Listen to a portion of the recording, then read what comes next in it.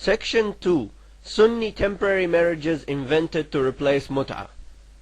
The mut'ah marriage solution is totally absent from many societies, and particularly the Sunni societies who have prohibited this type of marriage. Their prohibition of it resulted in the invention of numerous types of temporary marriages to replace the society's natural need for it.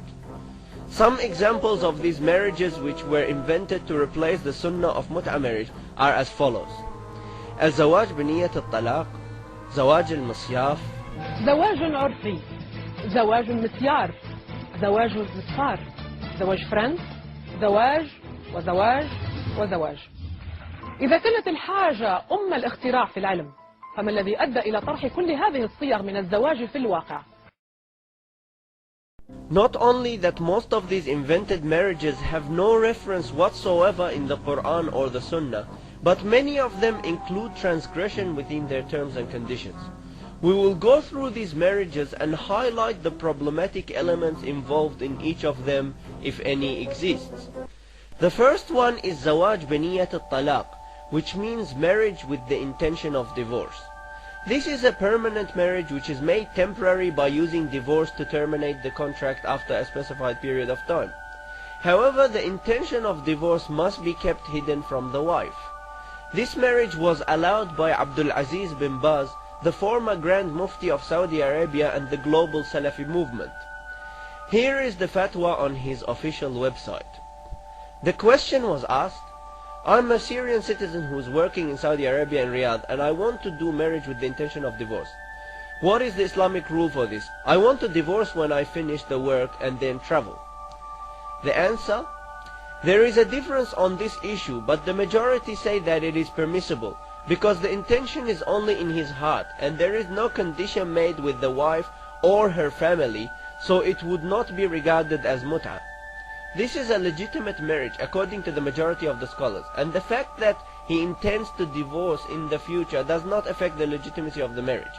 Divorce is allowed for him when he needs it, as long as he doesn't make it into a condition.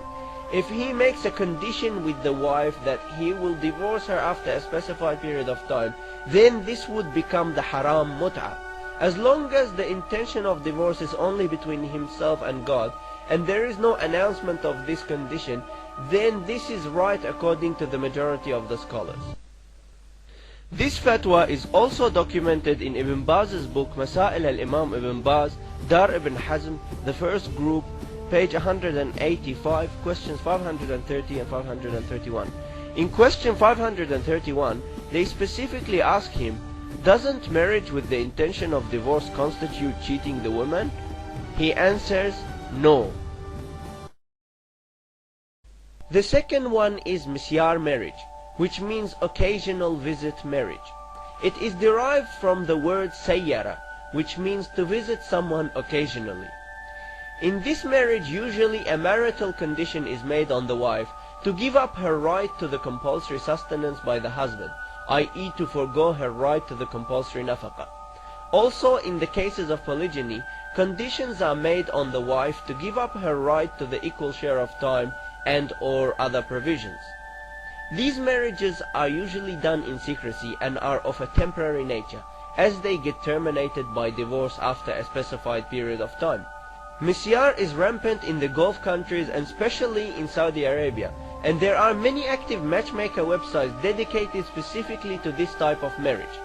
One example of this is Misyar Online, as you can see here.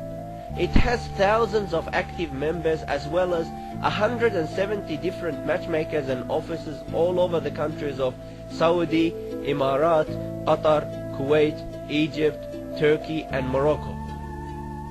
Another website is Misyar Online with a slightly different spelling.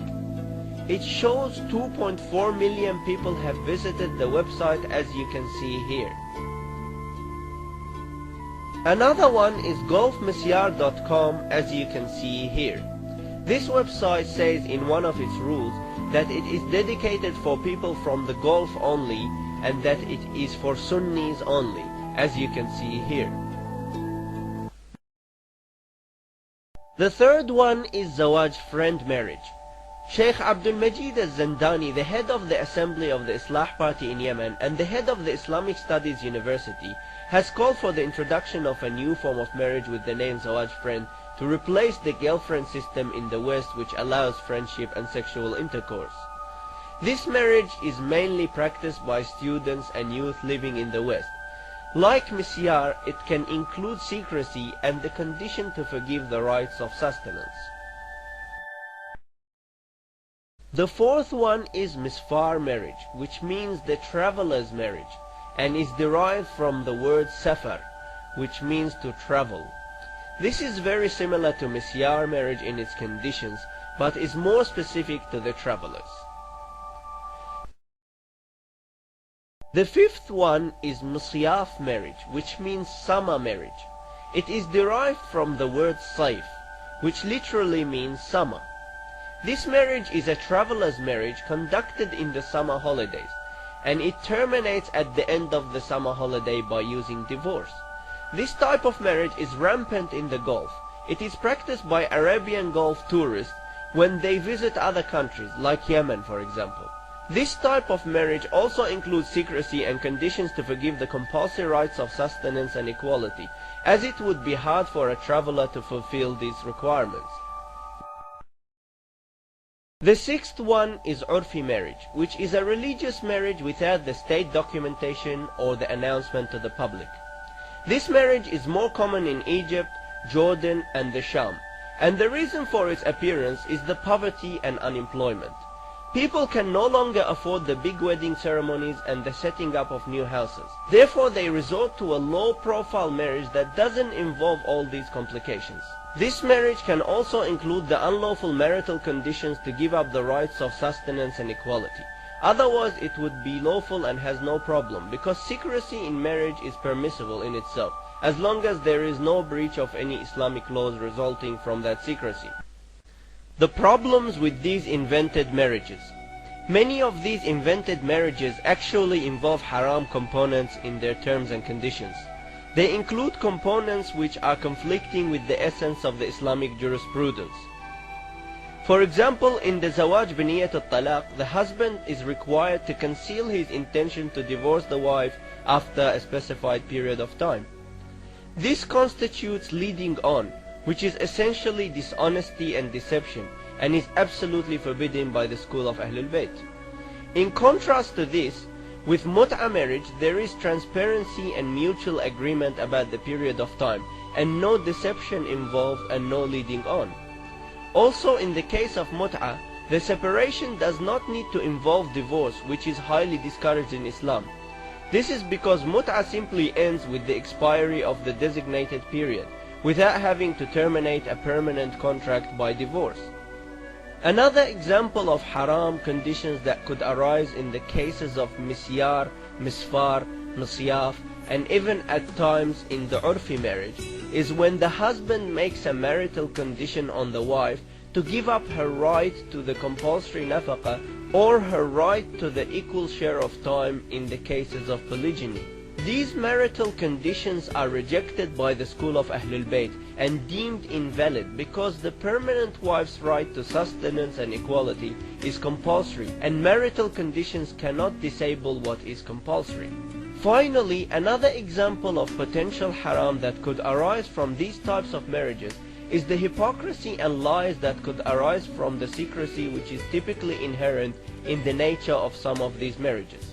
Secrecy is allowed in itself because the announcement of marriage is only mustahab and not obligatory. However, the secrecy situation in most cases can lead to lies and hypocrisy, which are absolutely forbidden according to the school of Ahlul Bayt. Section 1. Analyzing the wisdom behind mut'ah marriage and the harms that have resulted from banning it. Allah Almighty, with His infinite wisdom, has sanctioned the institution of temporary marriage due to His accurate knowledge of society's needs. He has installed a full marriage system to organize the relationships between the two genders and hence organize the family life. Temporary marriage is one part of this full marriage system and is a solution for society. The disablement of any part of the marriage system would definitely give rise to many unlawful alternatives to replace the society's natural need for that lawful institution. These unlawful alternatives result in the destruction of the marriage system which governs the family unit, that is essentially the cell of the society. If the cell is destroyed, then the whole fabric of the society gets destroyed, and this is what we witness today. Prohibiting what Allah made lawful is just as bad as legalizing what He has made unlawful. Both cases constitute tampering with the religion and challenging God's infinite wisdom. Psychologists and criminologists are unanimous that the poverty and lacking are the root causes of all evils in the society. The prohibition of the lawful institutions actually institutes for lacking, creating deprivation, desperation and poverty, the very problems that religion has come to combat and eradicate. Imam Ali said, if Umar did not forbid mut'ah, then no one would have committed fornication except the very evil. And he also said, no one would have committed fornication except very few people. Each time one door of halal is closed, many doors of haram are opened as a result of that closure. This phenomena has been repeatedly demonstrated in the societies throughout history. Whenever people prohibited an institution that God has made lawful, the society automatically replaced it with many unlawful and destructive alternatives. For example, the Catholic priests who prohibited marriage on themselves were struck with an enormous chain of scandals related to sexual deviation. Their natural human need of marriage and sexuality was replaced with various forms of sexual deviations, including fornication, homosexuality, and child molestation, let alone the dangerous complexes that they develop as a result of the self-imposed deprivation and abstinence. Another example of this phenomena is the prohibition of the lawful polygyny, in which religion has sanctioned, encouraged, and even obliged in many different situations. The so-called monogamy system which is enforced today, even though labeled as monogamy, in reality it is anything but monogamy. The lawful polygyny, which is a natural need of society, was automatically replaced with extramarital affairs, female prostitution, and many other forms of sexual deviations. Married men constitute the majority of the customers of the global female prostitution market. Some statistics showed that 50% of married men end up committing adultery, and this is not even including those of them who intended to do so but actually failed to do it, nor does it include those of them who fell into lower forms of sexual deviations other than what could be defined as adultery. This phenomena, where destructive alternatives replace the banned lawful institutions, actually applies to the bans placed on early marriage and temporary marriage as well. The prohibition of early and temporary marriage has resulted in alarming disasters amongst the youth and adult population. The youth reach their biological age of marriage at puberty. However, they are legally and socially denied the right to marriage for many long years after their puberty and biological readiness for marriage. In this long period, they are very likely to fall into various forms of emotional and sexual sins and develop complexes resulting from the deprivation, desperation, and prohibition that they face during that period. For example, statistics show that an alarming 43% of the Muslim youth end up fornicating before marriage. This is only one example of the many harmful consequences resulting from prohibiting the lawful institution of temporary marriage. There are dozens of other harmful consequences, some of which we will discuss later.